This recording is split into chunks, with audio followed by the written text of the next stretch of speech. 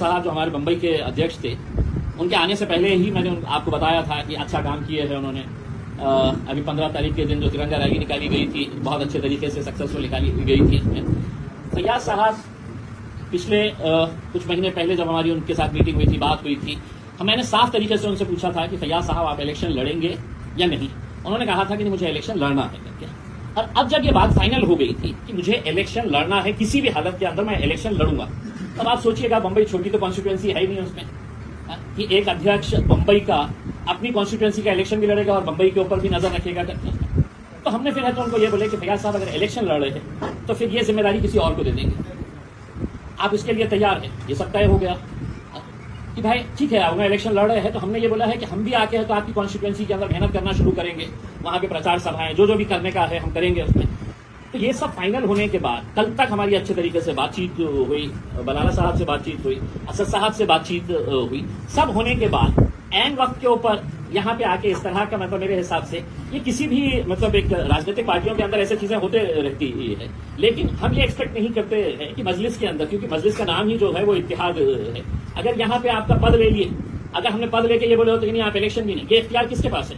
ये पार्टी के पास इख्तियार है, या असदुद्दीन अवैसी साहब के पास इख्तियार है कि साहब नहीं, हम आपको पार्टी पोस्ट से भी निकाल रहे हैं, हम आपको टिकट भी नहीं देंगे।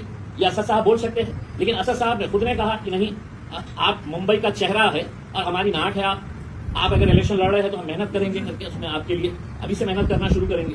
तो यहाँ पे ऐसे वक्त के ऊपर आके ऐसी हरकतें करना मेरे हिसाब से किसी को भी शोभा नहीं देता है।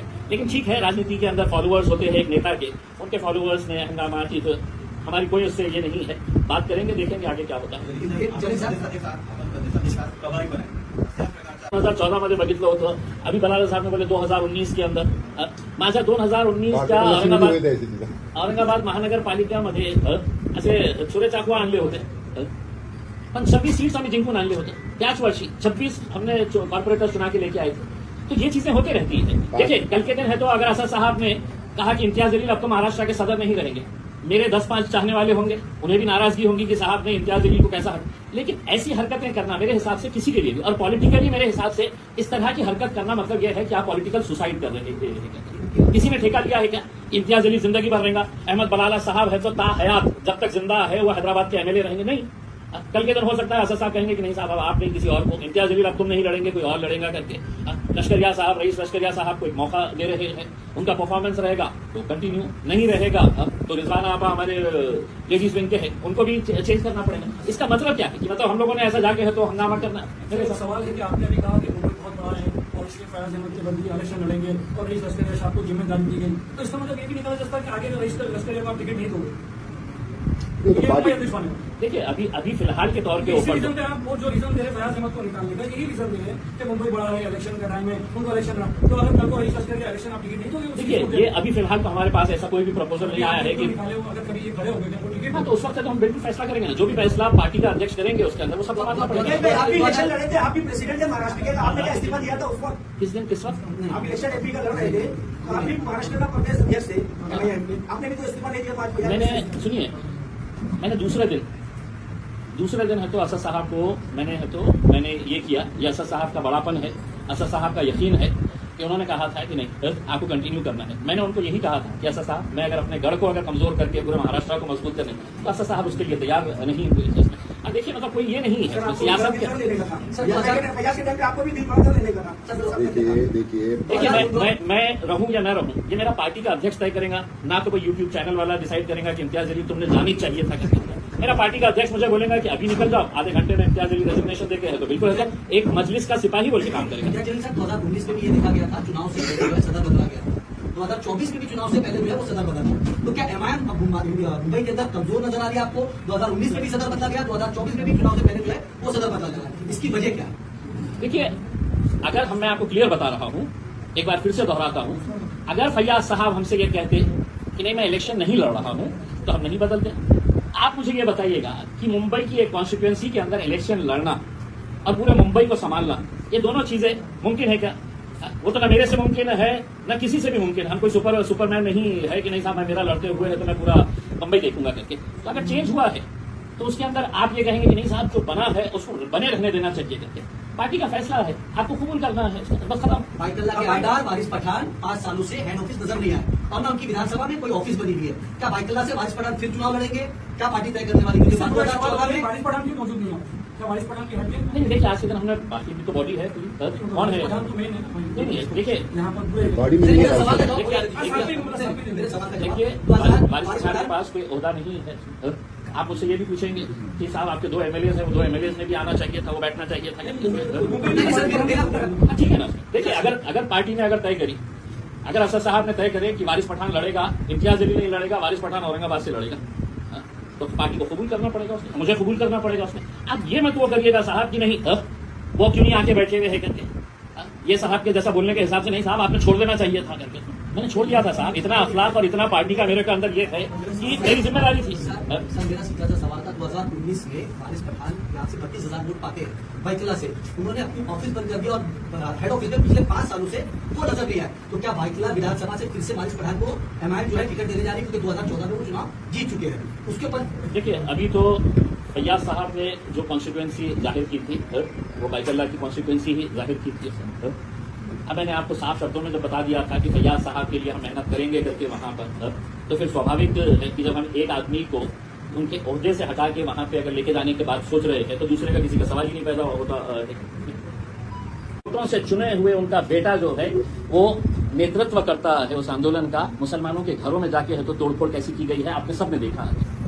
12 विधान परिषद की सीटें थी। क्या इस कौम को यह अधिकार इख्तियार नहीं है? क्या आपने इस कौम का एहसान चुकाना नहीं चाहिए कि भाई पूरे हिंदुस्तान के अंदर तुम लोगों ने हमें वोट देकर भारतीय जनता पार्टी को हराया है, हमारे ऊपर यकीन जताया है, 12 में से 1 MLC बना देते, किसी को भी बना देते। MIM का तो नहीं हम मांग रहे थे कि साहब हमको बनाइएगा करके MLC। आपकी पार्टी के अंदर आपके पास इतना कोई लायक काबिल ऐसा कोई MLA MLC बनने के लायक नहीं था। लोकसभा के इलेक्शन के अंदर वोट आपको चाहिए, इकलौता एक मुस्लिम MP पूरे महाराष्ट्र के अंदर ही नहीं 8 राज्य थे, 8 जहां पर एक भी मुस्लिम MP नहीं है। अकेला इम्तियाज जलील इन 8 राज्यों के अंदर, उसको हराने के लिए आप पूरी ताकत लगा देते हैं, हमारे वोट लेकर चले जाते हैं। ये कहां का इंसाफ है? पार्लियामेंट के अंदर जब वक्फ का बिल आता है 9 आपके MP पार्लियामेंट के अंदर मौजूद रहते हैं, लेकिन जब बिल आता है, बिल के ऊपर चर्चा होने की बात होती है तो आप निकल जाते हैं बाहर। ये आप एहसान चुका रहे हैं। और मेरी इन पार्टियों से शिकायत नहीं है, उन मुसलमानों से शिकायत है जिन्होंने ये कहकर इम्तियाज जलील को हराया कि नहीं साहब बीजेपी को हराना है तो इम्तियाज जलील को वोट नहीं देना, शिवसेना को डालना पड़ेगा। तीसरे नंबर पर आई शिवसेना। 2 सवाल सर, जैसे आपने कहा वक्त वोट को लेके, वक्त की लेके, तो उद्धव ठाकरे ने कहीं ना कहीं क्लियर किया कि वक्त की जो जमीन है, देखिए सुनिए हिंदुओं की जो जमीन है, सुनिए, मैं पार्लियामेंट जाके आ चुका हूं। मैं पार्लियामेंट के अंदर जो शब्द बोले जाते हैं, एक एक लफ्ज को रिकॉर्ड किया जाता है। आप जिस जगह के ऊपर हमने आपको भेजे तो वहां पे आप मुंह पे उंगली रख के तो निकल गए। आपको पार्लियामेंट भेजा क्यों गया था? आपको पार्लियामेंट इसलिए भेजा गया था कि हमारे मुद्दे जब आएंगे तो तुम हमारी आवाज बनकर वहां पर खड़े रहेंगे करके। तुम कहेंगे कि नहीं साहब उद्धव ठाकरे तो साहब देखिए ना जलसे में बोला, बहुत बड़े जलसे के अंदर बोला। पार्लियामेंट के अंदर रिकॉर्ड होता है ये सब चीज। पार्लियामेंट के अंदर ये रिकॉर्ड होना चाहिए था कि शिवसेना उद्धव ठाकरे ने भी इसका विरोध किया है करके।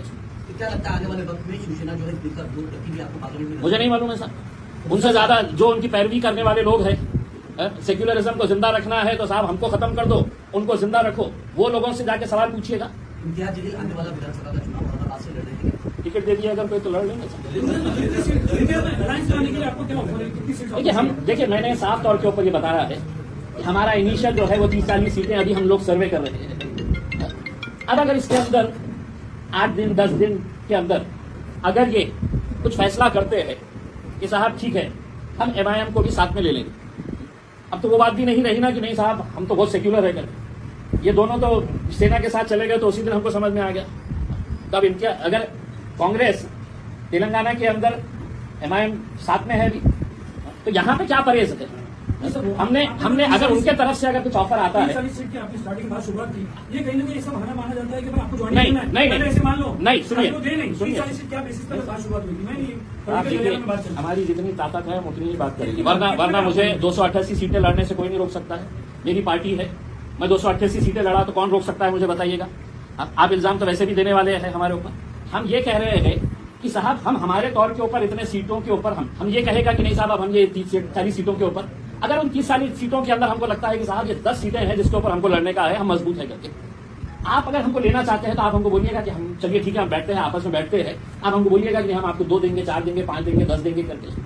लेकिन आप बोलेंगे कि नहीं साहब इनका वोट चाहिए मेरे को, लेकिन इम्तियाज जलील मेरे बाजू में आके बैठना नहीं करते, क्योंकि ये कौम का काम तो साहब से वोट देने का है। रईस लश्करिया एमएलए बन ही नहीं सकता है, रईस लश्करिया को मैं वर्किंग कमेटी का मेंबर बना डालूंगा, उसी के अंदर खुश रहना। हमारी ये सोच है साहब कि अब मुसलमानों ने ये फैसला करना है कि एमपी भी हमारा होना, एमएलएस भी हमारे होना, बस आपको है तो से मुत्तहिद होने की जरूरत है। मुत्तहिद होइए और आप देखिएगा कि अगर पूरे के पूरे अगर एक साथ मिलकर आए तो कितने सीटें आप निकाल सकते हैं। भाई अगर आपका इंडिया अलायंस नहीं बनता है, महाराष्ट्र में क्या तीसरा फ्रंट जो है वो खड़ा हो सकता है, क्योंकि तीसरे देखिए- फ्रंट की भी जो है लगातार चर्चा देखिए चल रही है। राजू शेट्टी साहब मेरे पास आए थे, बातचीत हुई है, चर्चा हुई है। बच्चू कडू साहब ने भी बताया है कि ये करेंगे करके। कल औरंगाबाद में और 2 अलग पार्टी के जो जिम्मेदार हैं वो आने वाले हैं मीटिंग करने के लिए। देखिए हम ये चाह रहे हैं कि पहले वो लोग एक साथ मिलकर आ जाए, हमने तो तैयार है। हमें भी ये लगता है कि अब लोगों का यकीन जो एस्टैब्लिश पॉलिटिकल पार्टीज है उनके ऊपर से खत्म होता जा रहा है। तो अगर थर्ड फ्रंट अगर एक बनता है तो यकीनन उसके अंदर हम पूरी तरीके से एक्टिवली उसका एक हिस्सा बनना चाहेंगे। लेकिन ऐसा ना हो कि कोई पॉलिटिकल पार्टी, कई पॉलिटिकल पार्टीज का ऐसा ये रहता है कि साहब वो अपना रेट बढ़ा लेते हैं, मीटिंग करते हैं, अपना रेट बढ़ा लेते हैं और फिर जाके तो भाजपा की गोद में बैठ जाते हैं। तो हमने उनसे कहा कि पहले आप बैठ जाइए, आपस में साथ कर लीजिएगा, आप ये समझ लीजिएगा कि एमआईएम आपके साथ है। प्रकाश अम्बेडकर के साथ आपकी कोई चर्चा फिर से शुरू हुई है क्या 2024 के चुनाव में? अभी तक तो कोई ऐसी बातचीत नहीं है। आता लास्ट सर एक तुम्ही इंडिया आघाडीमध्ये समावेशाची विनंती करता एकंदरीत इंडिया आघाडीला, पण आज वेगळं चित्र मुंबईमध्ये दिसतंय।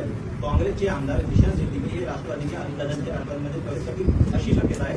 जलसन्मान यादीमध्ये त्याचा समावेश होत आहे। आता साहेब रात्री कोणासोबत झोपणार आणि सकाळी होईपर्यंत कोणत्या पक्षामध्ये जाणार हे सगळं नेत्यांच्या बाबतीत तसंच झालेलं आहे। आज आपण मंत्रालयात गेलं आणि एखादा आमदाराला भेटलं तर आपल्याला विचारावं लागतं की आता कुणाच्या सोबत आहे का।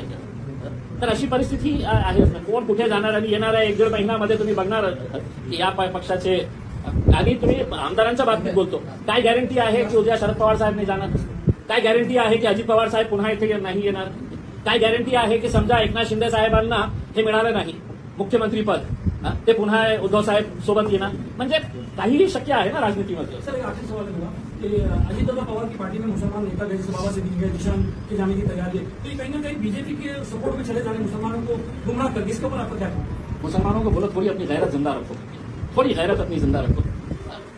जिस नबी करीम के खिलाफ, हमारे हुजूर के खिलाफ इस तरह का भद्दा कोई स्टेटमेंट देता है और वहां का मुख्यमंत्री आकर इस तरह की बात करता है कि तुम्हारे बाल भी हम बाका नहीं होने देंगे, बाल को भी हाथ नहीं लगाने देंगे, तो आप सोचिएगा कि ये सही मानों में ये मुसलमान है क्या जो इनके साथ आज के दिन बैठे हुए थे। ये सवाल खुला है, उनको नाराजगी होंगी मेरे ये से, लेकिन तुम ये बताओ कि तुम्हारी सियासत बड़ी है या तुम्हारे लिए अपने नबी करीम सल्लल्लाहु अलैहि वसल्लम बड़ा है। अब भाई खतर से